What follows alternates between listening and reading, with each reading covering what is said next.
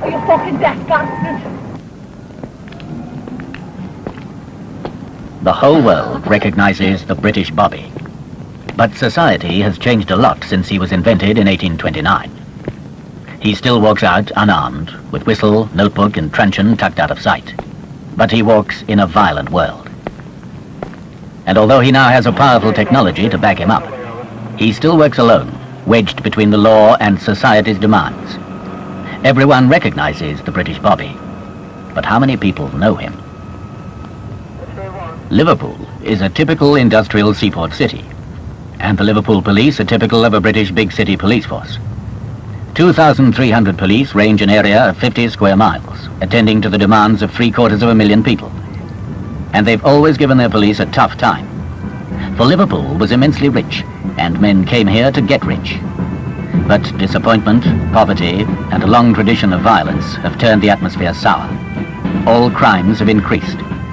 So have the number of public demonstrations. On this morning of the 12th of July, even the traditional Orange Parade of Irish Protestants must be policed with a wary eye.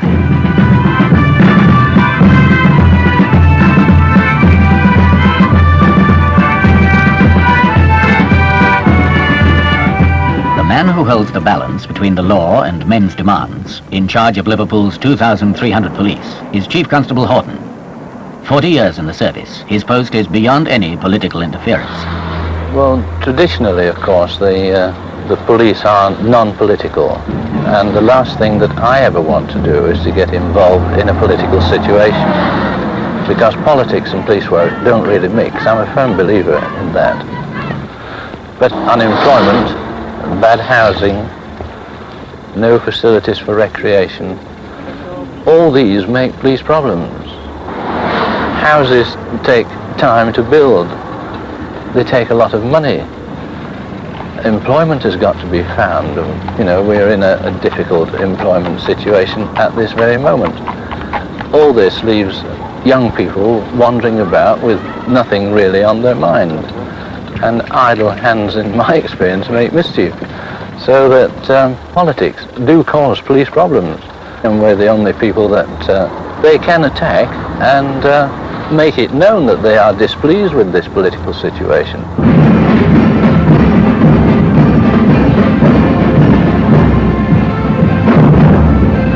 In my annual report, I said something about the policeman being between the anvil and the hammer. If you're too quiet, they're going to annoy you. They're going to provoke you or do something to you. Can I say in reply to that, Mr. Montu, we have a complaints against the police procedure which is laid down by an Act of Parliament. Chief Inspector Wardale is the Community Relations Officer. He's seen 24 years service with the police. His job is to stay in constant contact with the public. It's not his job to deal with official complaints. A procedure exists to do that. He wants to meet as many city residents as possible and hear their grievances. One of our members was stopped by the police. The next thing you know, he was punched in the stomach. He got a tooth knocked out. Now, he was subsequently charged with disorderly behavior, in which he was found guilty. No action upstairs. The police allowed these 3 white men to go away. No names, no address, nothing but 5071. He was charged with possession of cannabis.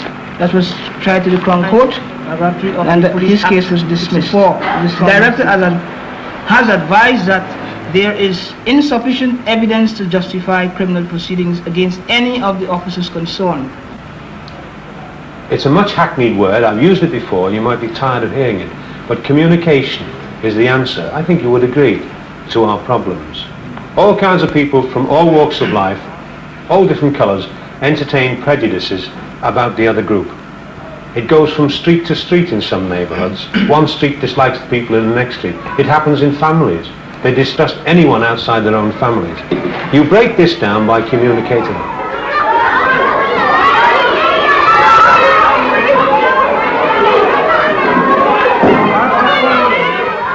A number of people approach me and complain about the actions of certain police officers. Now this obviously grieves me as it grieves the majority of my colleagues. Now we have a big problem.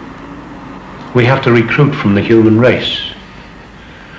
And until we can find a better method of recruitment, we're going to have problems.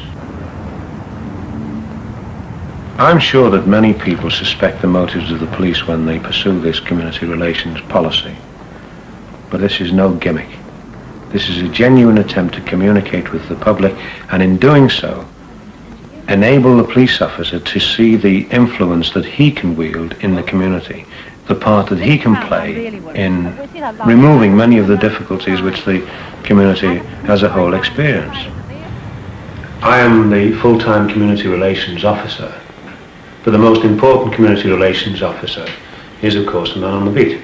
And we have about 2,000 men whose job it is to meet with the public daily.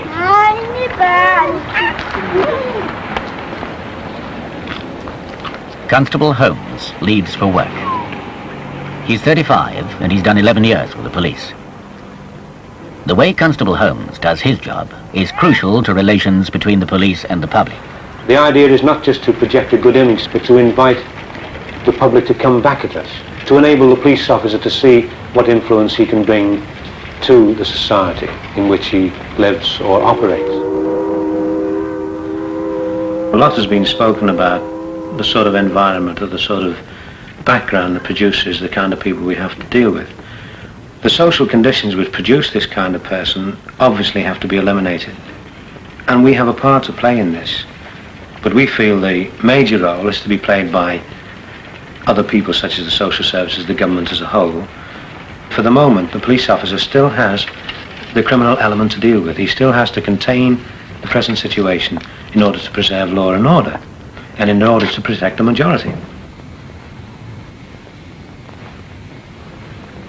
I carry a piece of string, safety pins, and usually a clean white linen handkerchief. And the piece of string, somebody told me, was to, if someone insisted on giving you the dog that they'd found, you had to lead the dog along on this piece of string. And when I'm actually out on the beat, carry a spare pencil, because it's very often embarrassing to be halfway through a statement or something and you've broken your pencil. Yes, I'll try and do that. I'll come on you back to confirm. I always used to carry some smelling salts, but I never found a use for them. 182, calling and testing with Charlie Control, receiving you loud and clear. I've never drawn my baton. I've never been ordered to draw it, and I've never had to draw it.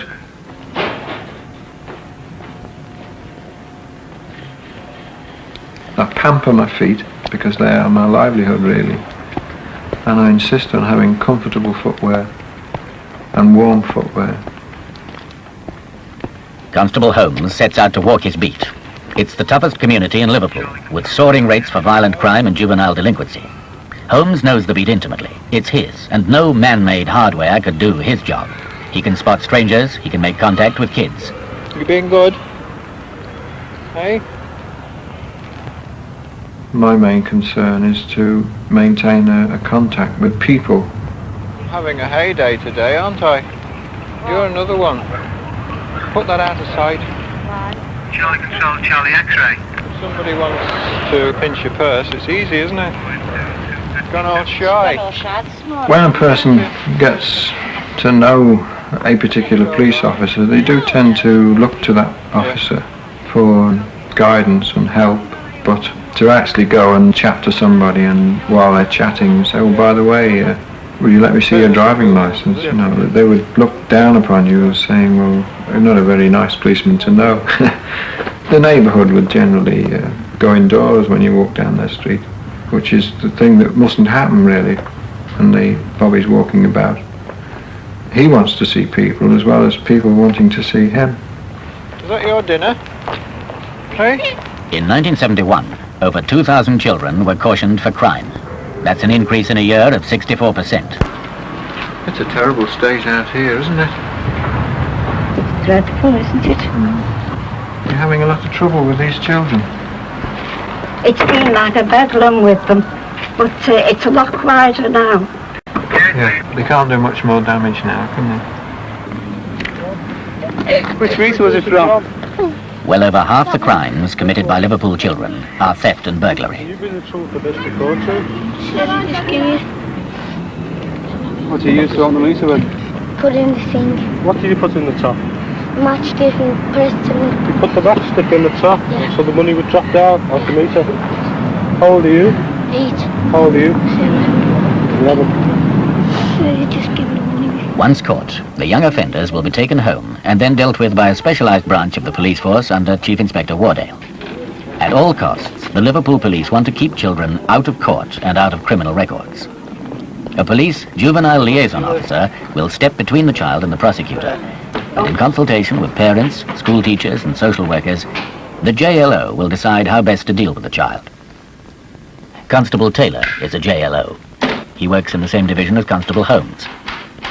Frequently, he'll go to the scene of a crime, for he too depends on close contact with the community he serves. But I'll take these boys down to the station now and see if I can get hold of their parents. Okay. So you three can come with me. Now listen to me very carefully. We're walking down. You see the length of my legs? Yeah. Twice as long as you. Don't try to run away, I'll soon catch you. Right, come along.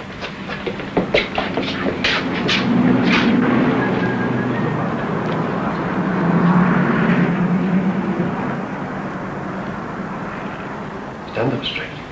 I want to have a few words with you before your parents come. I'm thoroughly disgusted with your behaviour this morning.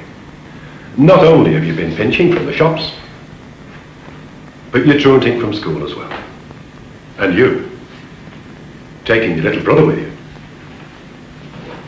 Even worse, isn't it? Don't you feel ashamed? What on earth you wanted these things for, I don't honestly know. You know it's wrong to steal. At least you should do by now. You're old enough, aren't you? Even you, little fellow, take that smile off your face, please. Even you know it's wrong to steal, don't you? But no, you stay off school. You've got nothing better to do then but go round the shops. Hello, Taylor, juvenile liaison. Oh, thanks for phoning, Mrs. Evans. Yes, I don't want to explain over the telephone. I'd much appreciate if you could get down here as soon as you possibly can. The boys are all right. Possibly it is, Mrs. Evans, but I think you'll find this is rather important. Thank you, Mrs. Evans. There's playfields in the park. Yeah, You'd think a lot of them would go there, would you? yeah. And sometimes they'll obey you, but not always. No. No. Well, it's the same But with us. I will say, of late, it's been a lot better, quieter. Yeah, Well, you're helping me, and I'm helping you, you see, trying to do. yeah. But more credit to the police, of course. Oh, yes, I think you're all very good and kind. Very We do good. what we can, when we do. can. Yeah. And you look very nice in your uniform, excuse me saying so. You look very nice.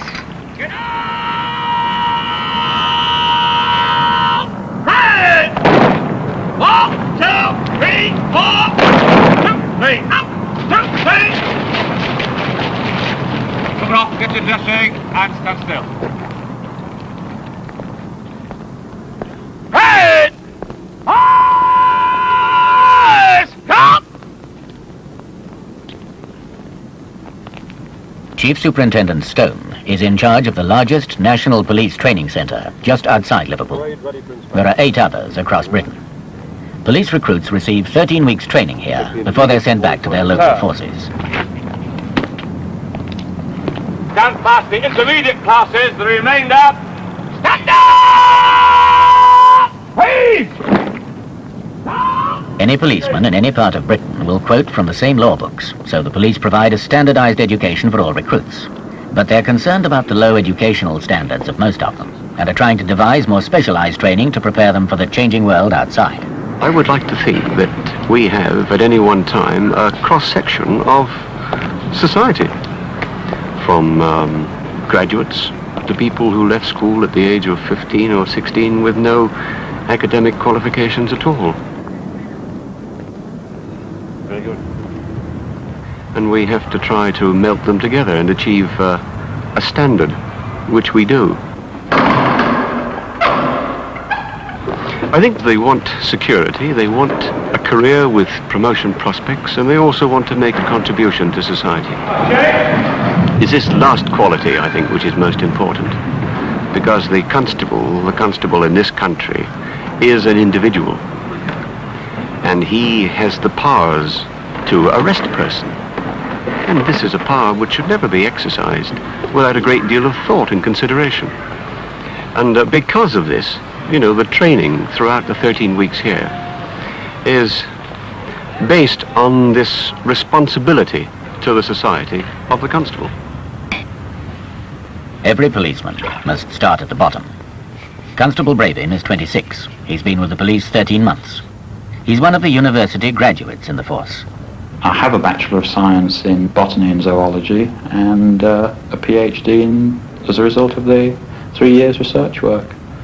So officially Dr. Constable, or Constable Doctor, whichever you prefer. Produce your appointments. It's a terrific responsibility for you, and with one little piece of wood that can soon be snatched off you, you're not really very well equipped to deal with the situation. At times it's pretty terrifying. Parade, Sean.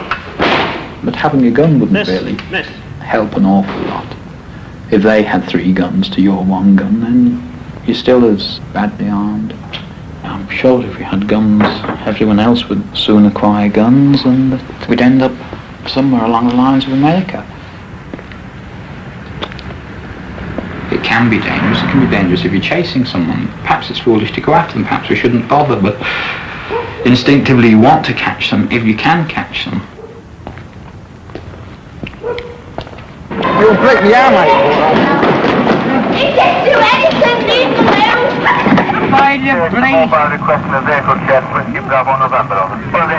It's part of a society that I've never seen, and I feel better for having seen it. I'm sure there's no necessity at all for them to be like that.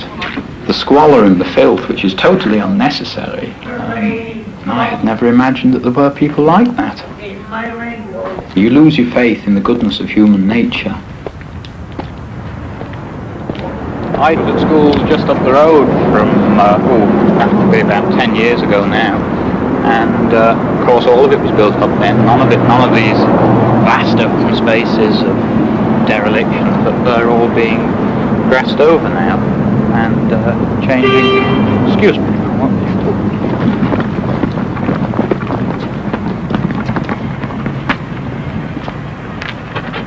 Hey, is this your car? Yeah, right. What's the number of it? It's, I don't know, I've forgotten it. What's up? Well, what's all is this it yours? here? When's your excise licence expire? Next year, what's all this lot anyhow? Oh, never you mind what this lot is. Oh, it's expired next year anyway. Have a look at those keys there. Would you? And you say it's your car? This is my car, That yes. set of bloody keys? Well, I'm not not a few satisfied cars, with you your know. explanation.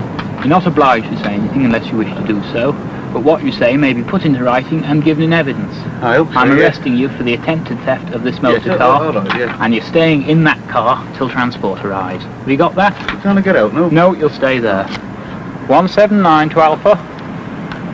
My car, there's... 9, go ahead, over. Yeah, Bill. Could I have transport, Camden Street car park, 1 male, attempted theft of motor vehicle? Over. Roger, Alpha control to Alpha 18 door, over. What's your name, you old son? Yes, Oh, you'll get to know that later. What is your name? I told you get to know later. And how long have you had this vehicle then? Oh, I bought it last year. Did you indeed? What do you do for a living? Mother. Roger, thanks, Bill. You're a rep, and what do you sell then? Oh, ladies thing. Ladies Oh, things, yes. I see, yes. Well, it's a nice car to go with it, yes. Please take that man over there. Come on. Yes, officer. I've arrested this, behave yourself and stand still. I've arrested this man, Sergeant, for the attempted theft of a Marina motor vehicle.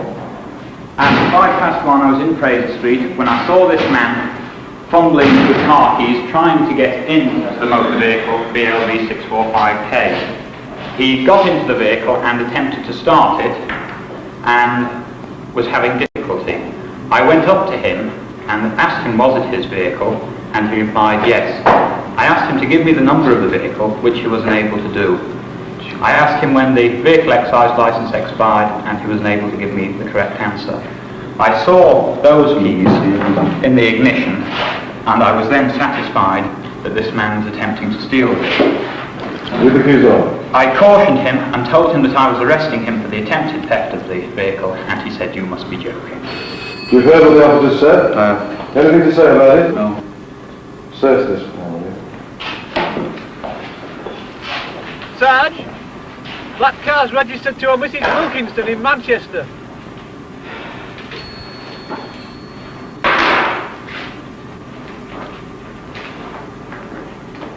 Although I live on top of the police station in the middle of this environment, I would hate to live here as a permanent resident. In fact, I wouldn't.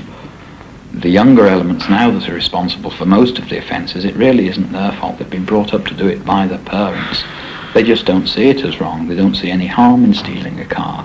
The car's there, they haven't got one, so they can remedy that by taking one. They really don't look upon it as an evil.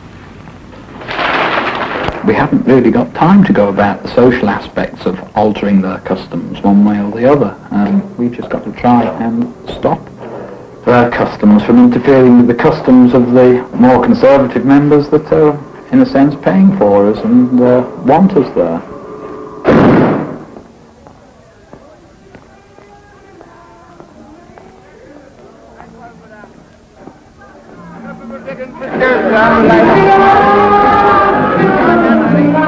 We've got to keep communicating with people. One confrontation between a police officer and a member of the public can destroy weeks, months of good community relations work. It's a slow process. There are people, of course, who would like to right the situation overnight, and I would too. But I know from experience that this is not the way life goes. It's a little more difficult than that. And I'm patient. As you get older, you learn more patience.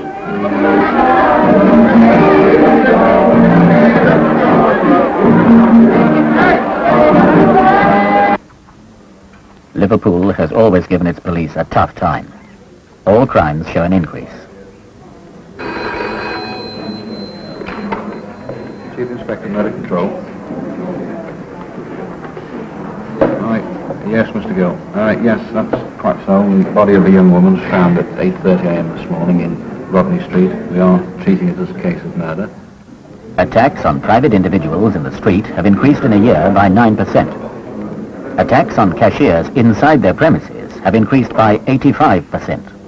And in 93 offences, firearms were involved. Over 5 years, the incidence of robbery has gone up by 121%. The police feel hard-pressed. Public complaints and criticism can undermine morale. In an increasing number of demonstrations, the police themselves have become the target for the demonstrators' fury. They believe only good police work can prevent a breakdown in law and order.